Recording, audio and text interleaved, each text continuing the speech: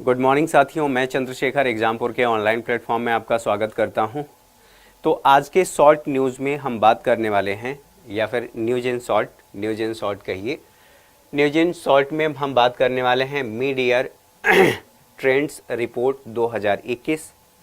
ये रिपोर्ट किससे संबंधित है और किसके द्वारा प्रकाशित की जाती है? अगर संबंधित विषय की बात करें तो शरणार्थियों से संबंधित ये रिपोर्ट है। शरणार्थी यानी कि आंतरिक रूप से एक देश की सीमा के अंदर जो विस्थापित लोग हैं, उसी देश के एक स्थान से दूसरे स्थान पर विस्थापित लोग हैं, उनसे संबंधित है।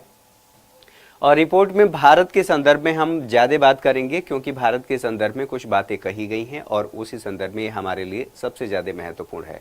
तो शरणार्थियों से संबंधित है। कौन से शरणार्थी? जो आंतरिक रूप से विस्थापित हुए हैं। ये रिपोर्ट प्रकाशित किसने किया है या किसके द्वारा इसका प्रकाशन किया जाता है? तो United nation high commissioner for refugee, UNHCR आप इसे संक्षेप में कहते हैं। इसकी अवधि क्या है? अवधि कितनी है, यानी कि कब से कब तक के लिए प्रकाशित किया गया है, किस अवधि के मध्य प्रकाशित किया गया है, डाटा कितना है? तो ये आप लोगों को ध्यान रखना होगा। जब हम डेटा की बात कर रहे हैं तो ये ट्रेंड्स ईयर मिड ईयर की बात किया जा रहा है, यानी कि ये पिछले 6 माह से संबंधित आंकड़ों पर गौर करता है, या 6 माह पर जितने विस्थापन हुए हैं उस पर बात करता है। आगे बढ़ें और आंकड़ों पर गौर करें तो 2021 में 51 मिलियन आंतरिक विस्थापन हुआ है। ये पूरे वर्ल्ड की बात कर रहा है। अफ्रीका के लिए कहा गया है कि अफ्रीका जो महाद्वीप है, विस्थापन के नजरिए से सबसे ज्यादा संवेदनशील रहा है अफ्रीका। ठीक, अब वृद्धि का कारण क्या है? सवाल ये उठता है कि विस्थापन की हम बात कर रहे हैं, जिस आंतरिक विस्थापन की बात कर रहे हैं, उसका कारण क्या रहा है? दरअसल संघर्ष, कोविड, असुरक्षा, ठीक है, खाद्य असुरक्षा, जलवायु आपात, इन सभी कारणों से मानवीय दुर्दशा में वृद्धि हुई है और इसी की वजह से विस्थापन हुआ है, ये इसमें कहा गया है। ठीक है, विस्थापन, आंतरिक विस्थापन की जब हम बात कर रहे हैं, आंतरिक विस्थापन, तो इसका सीधा सीधा सा मतलब यह है कि देश की सीमा के अंदर, देश के अंदर विस्थापन,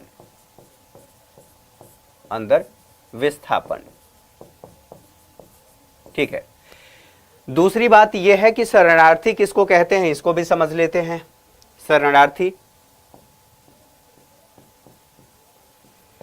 शरणार्थी होने के लिए जरूरी है, जो यूएन की परिभाषा कहती है, यूएन की परिभाषा के मुताबिक, कि उस पर अत्याचार हुआ हो। अत्याचार ये आवश्यक है, और उसके साथ साथ ये तो आवश्यक है ही, इसके साथ साथ ये भी आवश्यक है कि सीमा पार उसका विस्थापन हुआ हो। सीमा पार विस्थापन, ठीक है, यानी कि एक देश की सीमा से दूसरे देश में विस्थापन हुआ हो, तभी हम उसे शरणार्थी की संज्ञा देते हैं, तभी शरणार्थी कहा जाता है। और जो आंतरिक रूप से विस्थापन होता है, उसे हम शरणार्थी की परिभाषा में यूएन के अकॉर्डिंग शामिल नहीं करते हैं। चलिए, यहां तक चीजें समझ में आ गई होंगी। आगे बढ़ते हैं। आंतरिक विस्थापन का कारण क्या है? तो 2 तरह के विस्थापन होते हैं। एक तो जबरन होता है। जबरन का मतलब यह है कि वहां पर अगर कुछ ऐसी जातिगत विविधता है या धार्मिक विविधता है, तो या अल्पसंख्यक हैं, तो वहां पर कुछ ऐसी चीजें हो सकती हैं आपके खिलाफ, और आप जबरन वहां से विस्थापित होने के लिए मजबूर हुए हों या आपको किया गया है। दूसरी, स्वैच्छिक की बात करें तो स्वैच्छिक विस्थापन इसलिए होता है क्योंकि आप अच्छा रोजगार चाहते हैं, अच्छी शिक्षा चाहते हैं, बेहतर जीवन चाहते हैं, बेहतर आप कानून व्यवस्था के अधीन रहना चाहते हैं, जैसे कि मेट्रोपॉलिटन सिटी। ठीक है, मेट्रोपॉलिटन सिटी जैसे दिल्ली की बात कर लीजिए। अगर कोई यूपी, बिहार, राजस्थान, मध्य प्रदेश, गुजरात या फिर किसी अन्य शहर से आना चाहता है, बेहतर जीवन चाहता है, अपने बच्चों का बेहतर भविष्य चाहता है, स्वास्थ्य, शिक्षा, इन सब से संबंधी जो सुविधाएं हैं वो अगर बेहतर चाहता है, तो स्वैच्छिक रूप से अगर वो आ रहा है किसी मेट्रोपॉलिटन सिटी में, किसी छोटे से शहर से या गांव से, तो इसे हम स्वैच्छिक विस्थापन कहते हैं। तो स्वैच्छिक विस्थापन, यहां तक चीजें क्लियर होंगी। संघर्ष की बात करें तो संघर्ष और विस्थापन का कारण क्या है? तो ये तो 2 इसके डिवीजन हैं। उसके बाद इसमें अगर बात कर लें तो संघर्ष किसी समुदाय, किसी व्यक्ति के खिलाफ, किसी जाति के खिलाफ संघर्ष होता है। हिंसा की बात करें तो हिंसा में जाति हिंसा हो सकती है, धार्मिक हिंसा हो सकती है, राजनीतिक हिंसा हो सकती है। जैसे कि कहा जा रहा है अभी कुछ समय पहले पश्चिम बंगाल में ये सुनने को मिला था, राजनीतिक हिंसा। ठीक है, राजनीतिक हिंसा यानी कि आपकी प्रतिबद्धता किसी एक पार्टी विशेष, किसी विचारधारा विशेष के प्रति है और दूसरे जो विचारधारा को मानने वाले लोग हैं वो आपसे ईर्ष्या करते हैं या फिर वहां पर आपके खिलाफ हिंसा होती है, तो हिंसा होने की वजह से विस्थापन होता है। विकास परियोजनाओं की वजह से भी विस्थापन होता है। जैसे कि मान लीजिए कहीं पर डैम बनाया गया, ठीक है, डैम बनाया गया, ठीक, डैम बनाने की वजह से आसपास के क्षेत्रों में बाढ़ की समस्या होगी या फिर वहां से पुनर्वास आपका किया गया, आप वहां से विस्थापित होने के लिए बाध्य हो गए, क्योंकि विकास परियोजनाओं की वजह से या सड़क निर्माण किया जा रहा है, रेलवे लाइन का निर्माण किया जा रहा है, तो इसकी वजह से भी आप विस्थापित हो सकते हैं। तो विकास परियोजनाओं की वजह से भी विस्थापन होता है। आपदा की वजह से सीधे तौर पर समझ में आ रहा है कि किसी क्षेत्र में कोई क्षेत्र ऐसा है जहां पर बाढ़ या फिर सूखा या और प्राकृतिक आपदाएं बार बार आ रही हैं, तो वहां से व्यक्ति विस्थापित होता ही होता है। ठीक है, जलवायु परिवर्तन की बात करें तो इन सभी कारणों के अलावा जलवायु परिवर्तन एक सबसे बड़ा कारण है विस्थापन का। ठीक है, अब बात कर लेते हैं भारत में आंतरिक विस्थापन कैसा है और आंतरिक विस्थापन के आंकड़े क्या कहते हैं, कोई नीति है या नहीं है। तो भारत में निश्चित आंकड़े का अभाव मिलता है आंतरिक विस्थापन का। वजह यह है कि हमारा देश इतना बड़ा है, विश्व की दूसरी सबसे बड़ी आबादी वाले हम देश हैं और जो राज्य हैं वो डेटा का हस्तांतरण उस तरीके से नहीं कर पाते और प्रतिबद्धता का भी अभाव देखा जाता है। इस वजह से हमारे पास एक निश्चित डेटा नहीं होता, डेटा का हस्तांतरण नहीं होता है, तो डेटा नहीं होता है, इसलिए हम निश्चित आंकड़ा नहीं बता पाते कि आंतरिक विस्थापन कितना हुआ है, कितना नहीं है। Global report on internal displacement 2020 ये प्रकाशित हुई थी, जिसमें 2019 के आंकड़े शामिल थे। इस रिपोर्ट में ये कहा गया था कि भारत में अकेले 5 मिलियन लोग 2019 में आंतरिक रूप से विस्थापित हुए थे। इसमें भी अगर मानसून की बात करें कि मानसून की वजह से, पश्चिमी मानसून की वजह से जो विस्थापन हुआ है, पश्चिमी मानसून आप ऐसे समझ सकते हैं जो इधर से मानसून आता है और दो हिस्सों में बंट जाता है, तो पश्चिमी मानसून की वजह से ये कहा गया है कि 2.6 मिलियन विस्थापन हुआ है। कितना? 2.6 मिलियन विस्थापन की बातें बताई गई हैं।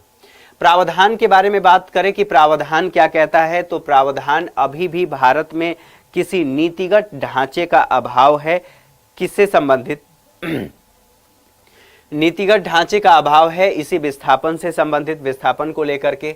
शरणार्थी सम्मेलन 1951 की बात कर लें तो शरणार्थी सम्मेलन 1951 और प्रोटोकॉल 1967 इन दोनों पर भारत ने हस्ताक्षर नहीं किया है। अब हस्ताक्षर नहीं किया है, इसका सीधा सीधा सा मतलब यह है कि भारत में यदि कोई राजनीतिक शरणार्थी आता है या राजनीतिक शरणार्थी है तो वो किसके विवेक पर निर्भर है, तो वो विवेक पर निर्भर है राजनीतिक नेतृत्व के, और राजनीतिक नौकरशाही भी कह सकते हैं, राजनीतिक नेतृत्व पर निर्भर करता है कि कौन सा व्यक्ति शरणार्थी है, राजनीतिक शरणार्थी है, भारत में वो आया है तो। ठीक है, भारत में आंतरिक विस्थापन के अगर कारणों की बात कर लें तो एक तो अलगाववाद है। अलगाववाद ये कहां पर देखने को मिलता है? पूर्वोत्तर, जिसे हम संक्षेप में कह रहे हैं नॉर्थ ईस्ट, आप पूर्वोत्तर भी लिख सकते हैं, पूर्वोत्तर भारत। यहां पर क्या है, अलगाववाद की प्रवृत्तियां सबसे ज्यादा देखने को मिलती है। असम या फिर नगा समुदाय या फिर बोडोलैंड, ये अलग अलग गुट हैं जो अलगाववाद की बात करते हैं। तो यहां पर भी अलगाववाद की वजह से भी विस्थापन की समस्या पूर्वोत्तर में देखने को मिलता है। और यहीं आप बात करेंगे जम्मू कश्मीर में, जो कश्मीरी पंडित हैं, कश्मीरी पंडित, इनके भी विस्थापन की समस्या एक लंबे समय से राजनीतिक चर्चा का और राजनीतिक चर्चा का विषय भारत में ही नहीं वैश्विक स्तर पे भी ये होता रहा है। हिंसा की बात करें कि हिंसा की वजह से भारत में विस्थापन हुआ है, तो भारत में हिंसा की वजह से विस्थापन कौन कौन से कारण है, तो जातिगत, जैसा कि पहले भी बताया गया, धार्मिक, भूमिपुत्र की अवधारणा। भूमिपुत्र की अवधारणा का मतलब यह है कि आप उस भूमि पर जन्म लिए हैं, ठीक है। भूमिपुत्र की अवधारणा ये कहती है आप वहां के ओरिजिन हैं, भारत के ओरिजिन हैं। तो भूमिपुत्र की अवधारणा की वजह से भी जो बाहर के लोग हैं उनके खिलाफ हिंसा और इस तरह की घटनाएं होती हैं, जिसकी वजह से विस्थापन होता है। राज्यों की भी बात कर लीजिए। राजनीतिक नेतृत्व की बात करें, राजनीतिक विचारधारा की बात कर लें, अगर किसी पार्टी विशेष की, जैसा कि मैंने ऊपर बताया, किसी पार्टी विशेष के प्रति आपकी प्रतिबद्धता है, आप उसे मानते हैं, तो उसकी वजह से भी विस्थापन की समस्याएं देखने को मिलती हैं। तो ये है मीडियर ट्रेंड्स रिपोर्ट 2021 और उससे संबंधित आंकड़े। आई होप आपको चीज़ें समझ में आई होंगी। बने रहिए एग्जामपुर के साथ, अगली क्लास में मुलाकात होगी। तब तक के लिए नमस्कार, ढेर सारी शुभकामनाएं।